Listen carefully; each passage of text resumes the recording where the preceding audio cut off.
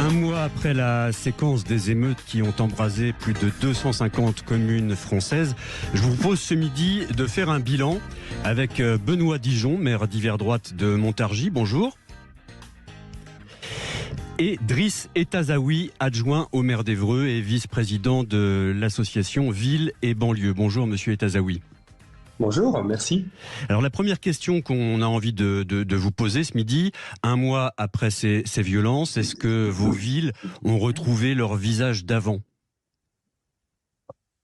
Alors elle s'adresse au maire de Montargis ou à moi-même ? À vous-même monsieur Etazaoui.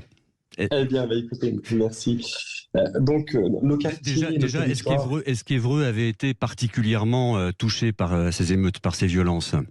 Oui, la ville d'Évreux a été significativement touchée et impactée. Nous avons eu des écoles, nous avons eu l'hôtel d'agglomération qui est en plein cœur du quartier de la Madeleine, un hôtel d'agglomération qui est tout un symbole puisqu'il avait été voulu par Jean-Louis Debré, quand Jean-Louis Debré était maire d'Évreux, président de l'intercommunalité d'Évreux. C'est vraiment le siège des décisions, des grandes décisions stratégiques de l'intercommunalité, 74 communes, dont la ville d'Évreux, qui est une ville-préfecture.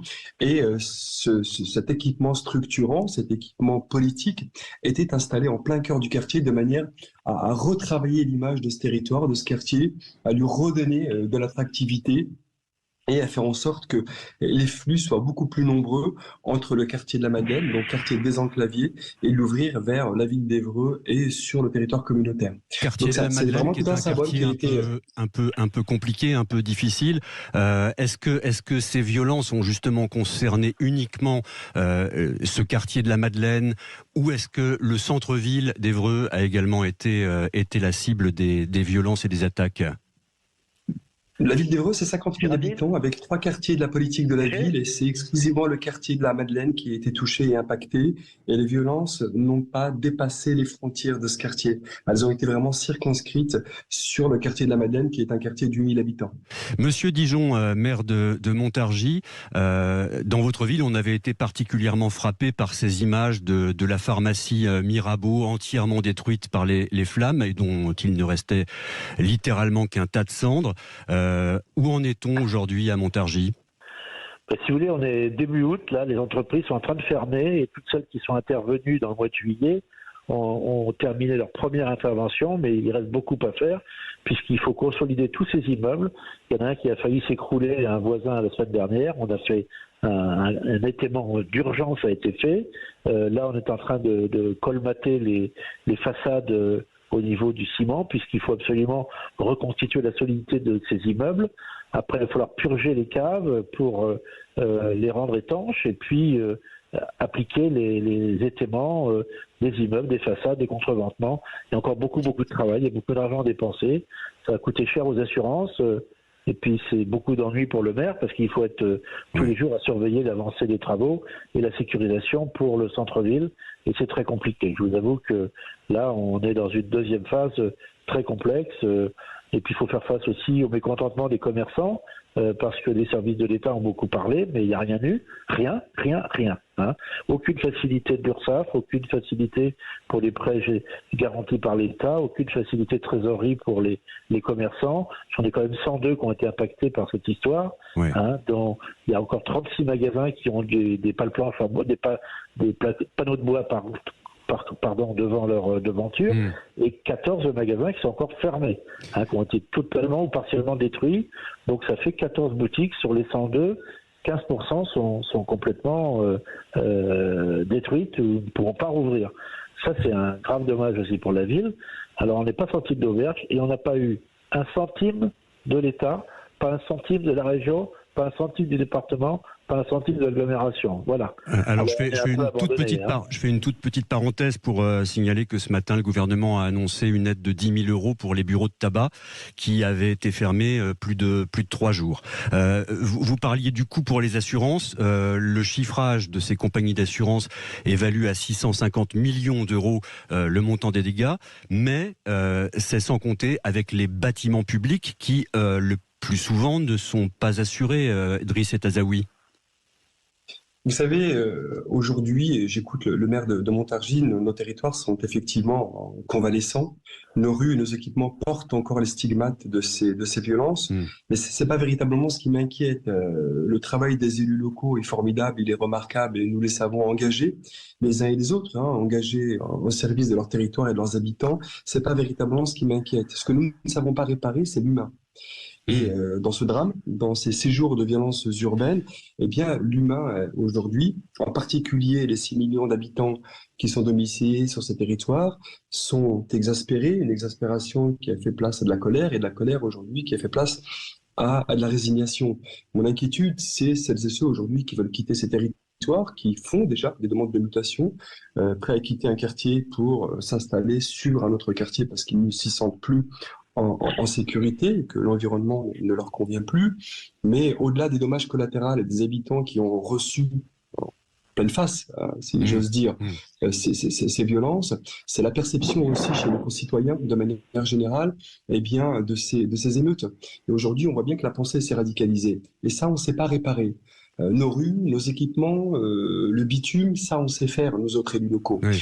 Mais rassurer, remettre de l'apaisement et du discernement dans une pensée qui s'est quand même significativement radicalisée, ça devient beaucoup plus compliqué. Et on voit à quel point est-ce que la nuance aujourd'hui dans le discours en est totalement absente. Oui, alors on reviendra quand même sur cet aspect financier des choses, parce que la question se pose et on nous la pose là sur la page Facebook de Sud Radio. Qui va payer pour tout ça? On reviendra là-dessus, mais j'entends ce que vous dites et c'est important. Au-delà du matériel, il y a le bilan sur le plan, disons, psychologique pour les populations.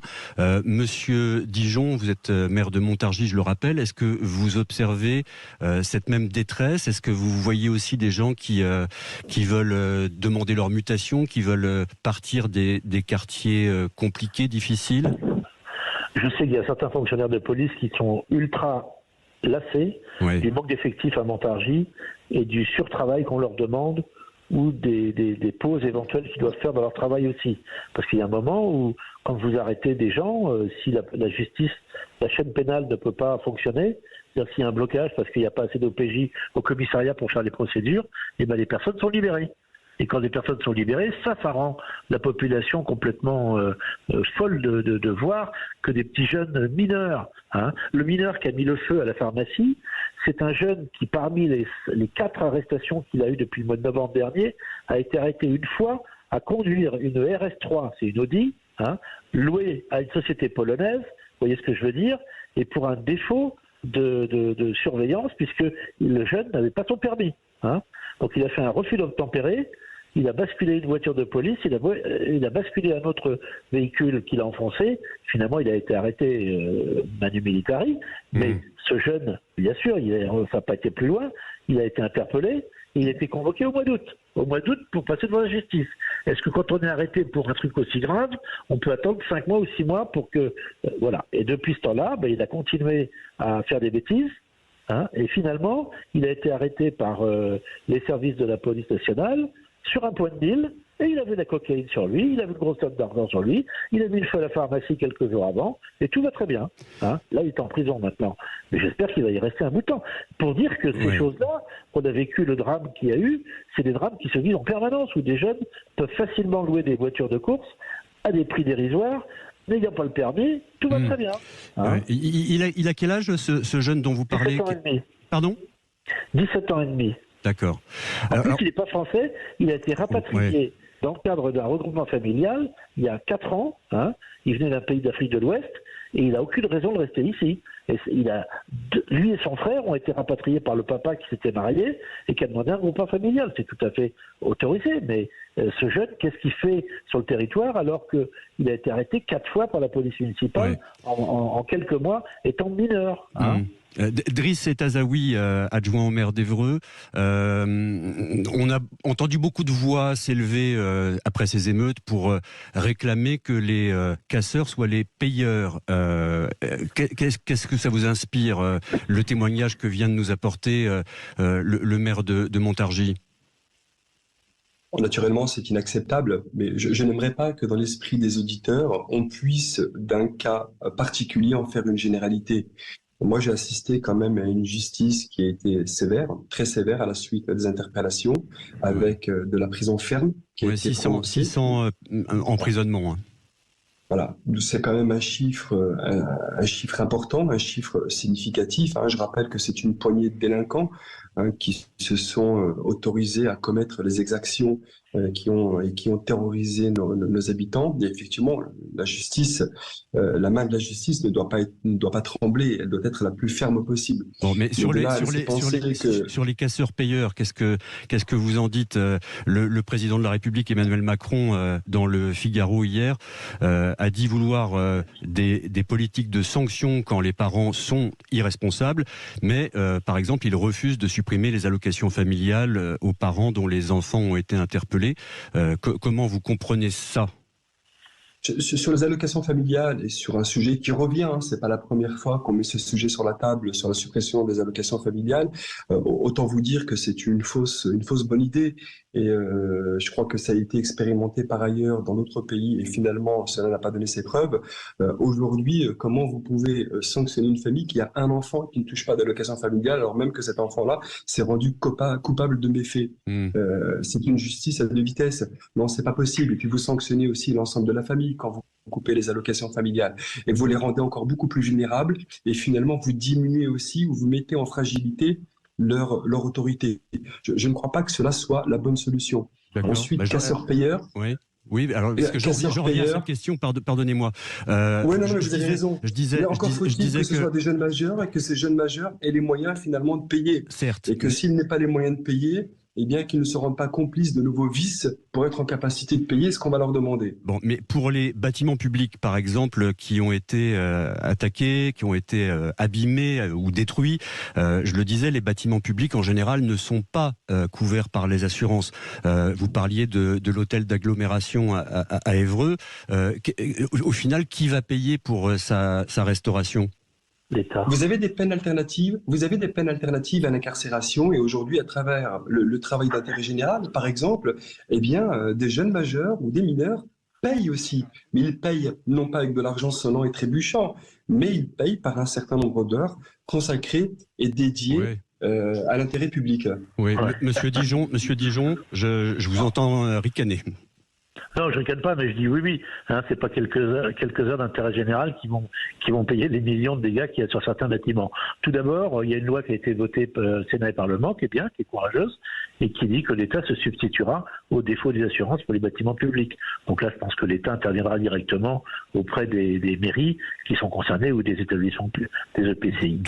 Donc le contribuable. Évidemment, ça c'est. De toute façon, il y a bien quelqu'un qui va payer au bout. Bien sûr.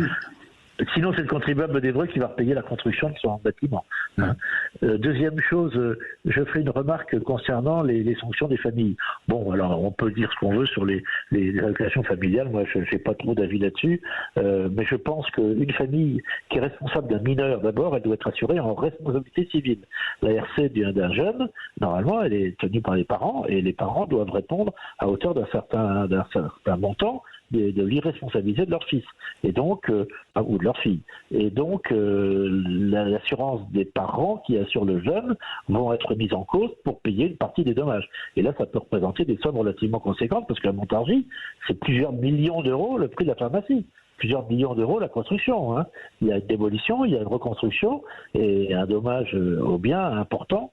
Et ça va aller chercher loin. Donc le jeune, je crois qu'il risque 10 ans de prison, plus une amende confortable, mais qui va dans les services de l'État, mais surtout la responsabilité civile qui peut être payée. Et je voudrais enfin dire une chose, c'est que des villes comme les nôtres, où on a 42% de logements sociaux dans la ville, 42%, il y a 260 immeubles HLM à Montargis, et ça veut dire que là, les parents dont les enfants se tiennent mal, on peut faire résilier par voie de justice le bail des parents. Et ça, c'est la sanction pour les familles.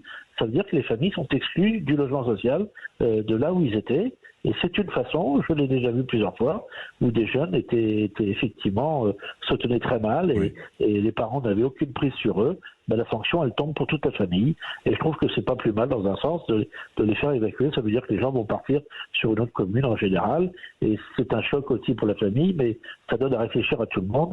Et le fils qui qui est aussi mis en cause dans ces affaires-là, il se sent un peu responsable. Et c'est une leçon de vie aussi. Monsieur Etazaoui, on vous redonnera la parole juste après la petite pause publicitaire. Monsieur Dijon, monsieur Etazaoui sont avec nous ce matin pour faire le bilan un mois après la séquence des émeutes qui ont touché plus de 250 communes en France. Et puis on s'interrogera, on se demandera si le feu couve encore sous les braises.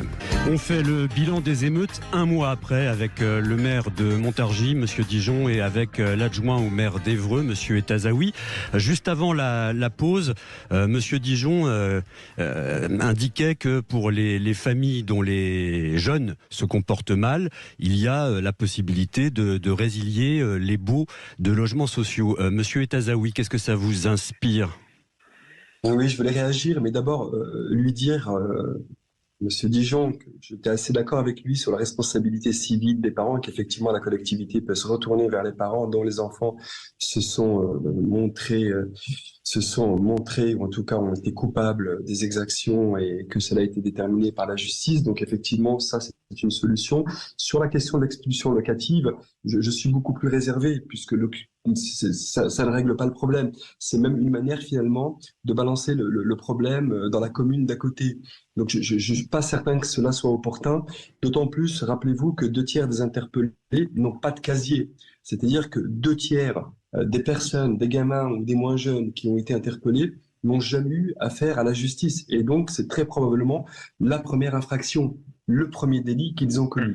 Et de là à souhaiter le départ des parents et donc à punir les parents et toute la famille au motif que l'enfant, pour la première fois, s'est mal comporté, voilà, je trouve la sanction assez difficile, même si une sanction, il doit y avoir, parce que ça fait partie aussi de l'éducation et des enseignements que les parents doivent tirer sur l'éducation de leurs enfants. Et une fois de plus, ce qui est important pour nous qui sommes aux responsabilités, Monsieur Dijon et moi-même, nous devons faire preuve de discernement. Et le discernement en tout. L'éducation des enfants n'est pas une chose ou une discipline aisée. Vous avez des parents qui sont laxistes, ceux-là, il faut les responsabiliser, il faut les mettre devant leurs responsabilités. Mais auquel cas, effectivement, nous devons penser à les sanctionner. Mais vous avez aussi des parents, et en particulier, je pense aux familles monoparentales, dont la difficulté est probante et significative quant à l'éducation de leurs enfants et qui sont eux-mêmes débordés et parfois même effrayés par leurs propres enfants. Cela mérite que nous puissions, nous, collectivités, mais l'ensemble de la communauté éducative, eh bien, les soutenir et les accompagner dans la restauration de leur autorité auprès de leurs enfants. Benoît Dijon, un mot de réaction ? Oui, je suis pas très d'accord avec mon homologue. Bon, je respecte ce qu'il en pense. Je sais que beaucoup pensent comme ça.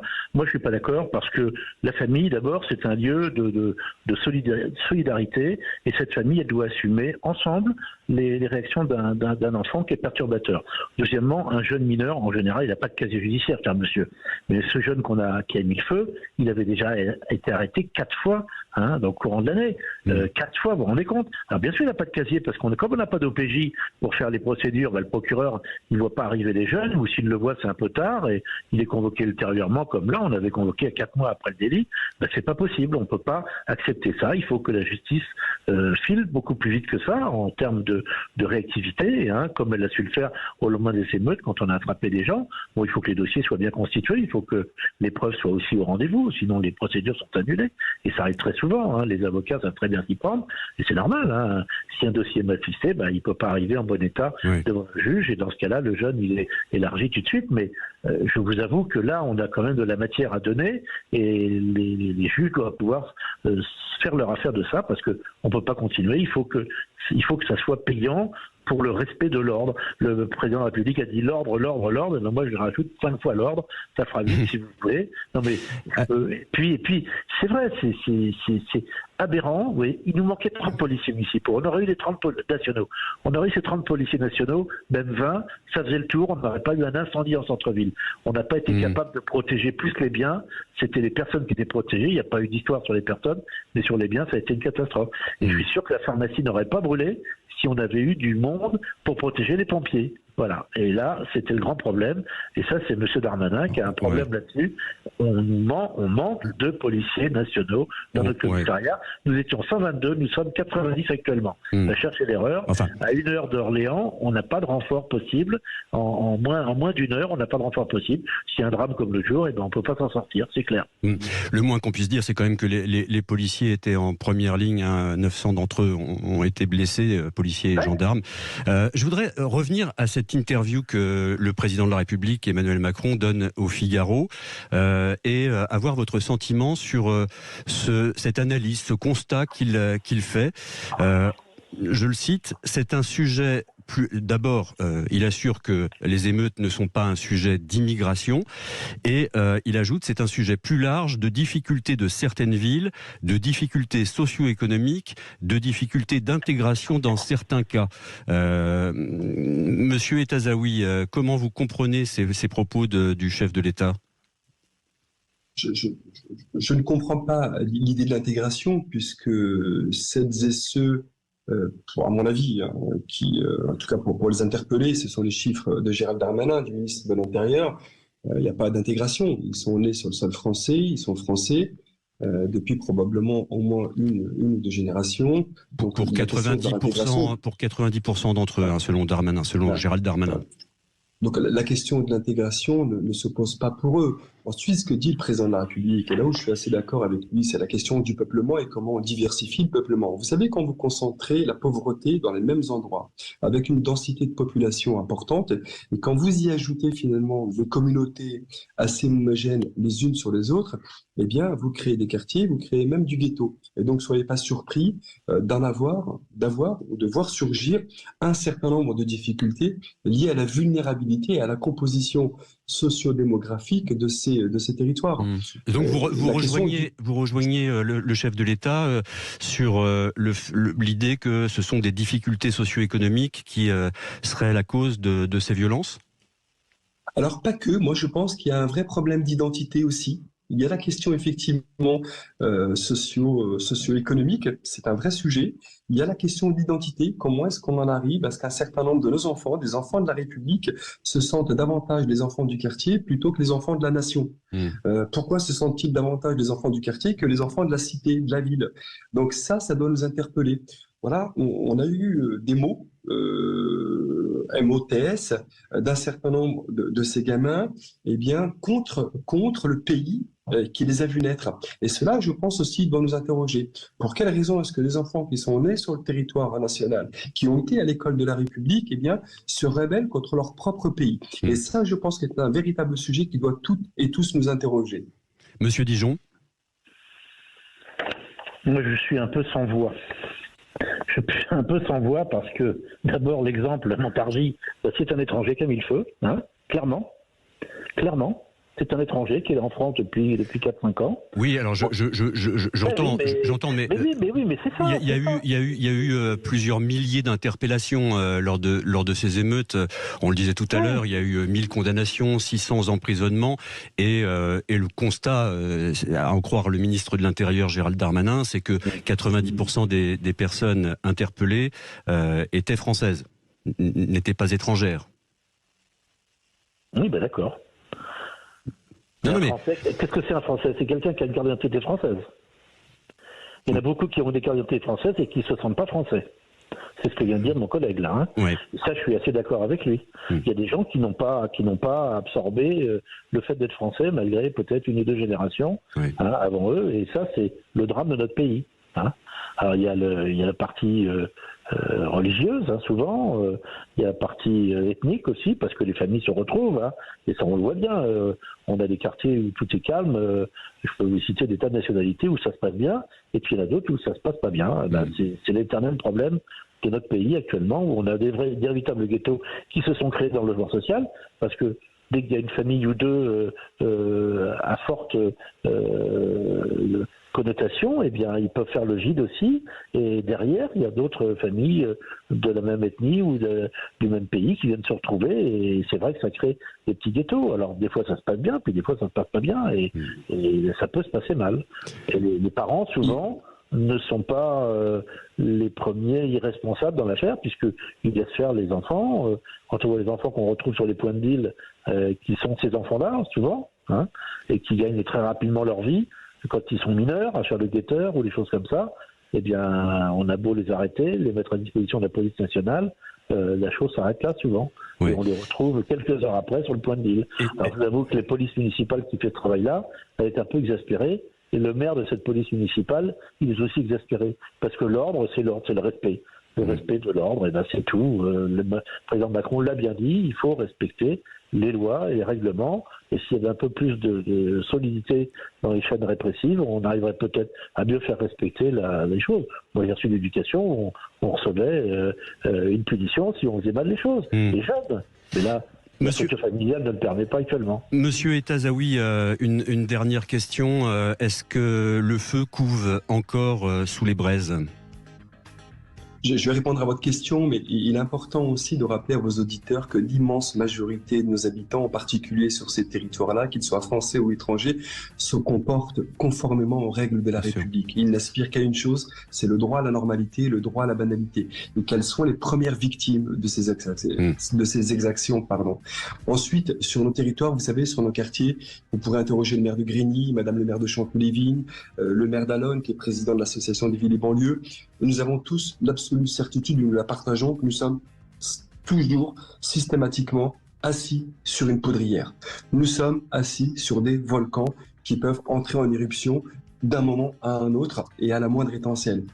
Donc, ce qui est important, c'est que là, on a fait le bilan sur les émeutes un mois après, mais il faut absolument que les pouvoirs publics, les collectivités, l'État, toutes les forces vives qui souhaitent que ces fractures soient résorbées, eh bien, puissent réfléchir, tirer d'abord les enseignements de ce qui vient de se passer.